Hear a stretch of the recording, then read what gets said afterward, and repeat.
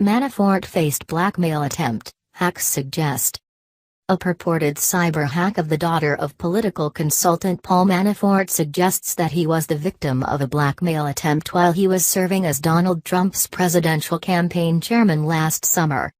The undated communications, which are allegedly from the iPhone of Manafort's daughter, include a text that appears to come from a Ukrainian parliamentarian named Serhiy Leshchenko, seeking to reach her father, in which he claims to have politically damaging information about both Manafort and Trump. Attached to the text is a note to Paul Manafort referring to bulletproof evidence related to Manafort's financial arrangement with Ukraine's former president, the pro-Russian strongman Viktor Yanukovych, as well as an alleged 2012 meeting between Trump and a close Yanukovych associate named Serhiy Tulub. Considering all the facts and evidence that are in my possession, and before possible decision whether to pass this to the National Anti-Corruption Bureau of Ukraine, or FBI, I would like to get your opinion on this and maybe your way to work things out that will persuade me to do otherwise, reads the note. It is signed Sergei, an alternative transliteration of Leshchenko's given name, and it urges Manafort to respond to an email address that reporters have used to reach Leshchenko. In the text to Manafort's daughter to which the note was attached, the sender writes from a different address, I need to get in touch with Paul. The first need to share some important information with him regarding Ukraine investigation. The sender adds, as soon as he comes back to me I will pass you documents, but also warns, if I don't get any reply from you I am gonna pass it on to the FBI and Ukrainian authorities, inducing media. Leshchenko disavowed the texts in question, telling Politico on Tuesday, I've never written any emails or messages to Manafort or his family. I don't know their contact details. He added he said I have nothing to do with the email address from which the texts were sent. And in a Facebook post, he wrote that the correspondence with Manafort's daughter is obviously fake.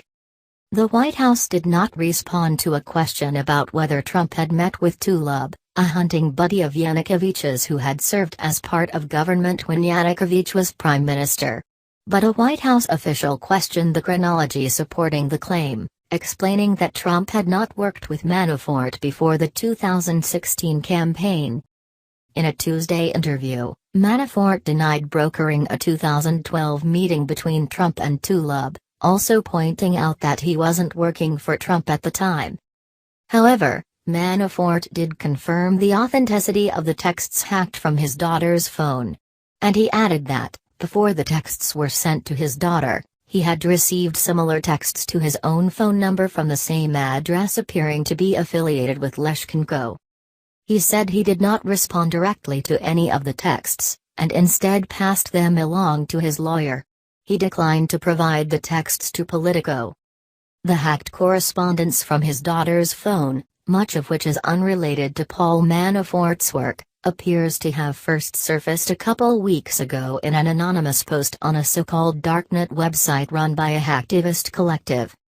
While the post hints in its introductory text that the hacker or hackers have additional information on Manafort, it includes only a handful of screenshots of texts from Manafort's daughter's cell phone and some apparently supporting data files. The images began circulating this week in political circles in Kiev and Washington. It comes at a time when there's intense interest in the connections between Trump's inner circle and pro-Russian interests. The Federal Bureau of Investigation and congressional committees alike are looking into contacts between Trump's associates, including Manafort, and Russian officials during the presidential campaign, and the U.S. intelligence community has concluded that Russian intelligence engineered cyber attacks on Democratic officials and groups with the intent of boosting Trump's presidential campaign by damaging that of his Democratic rival Hillary Clinton. The screenshots of hacked texts to Manafort's daughter do not include any information indicating the date on which they were sent.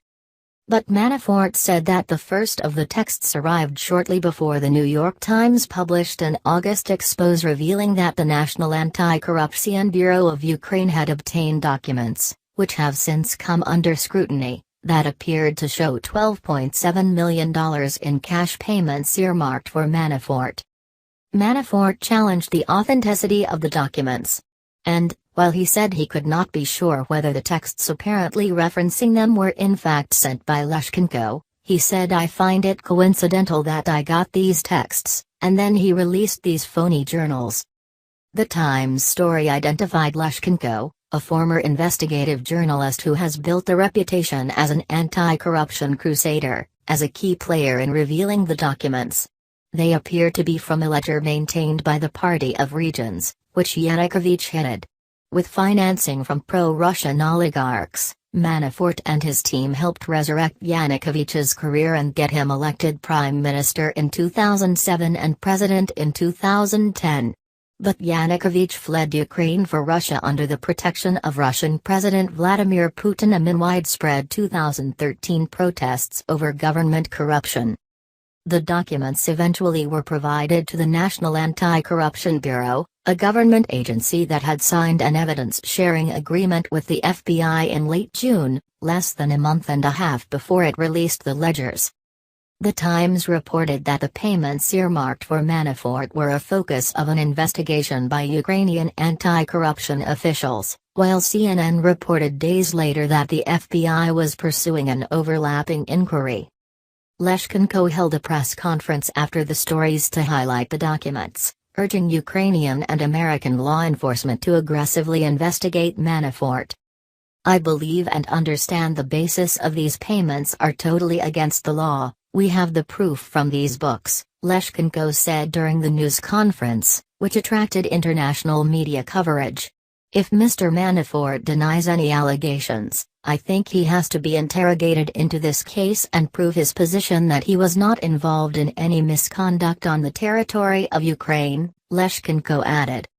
Manafort denied receiving any off-books cash from Yanukovych's party, and said that he had never been contacted about the ledger by Ukrainian or American investigators.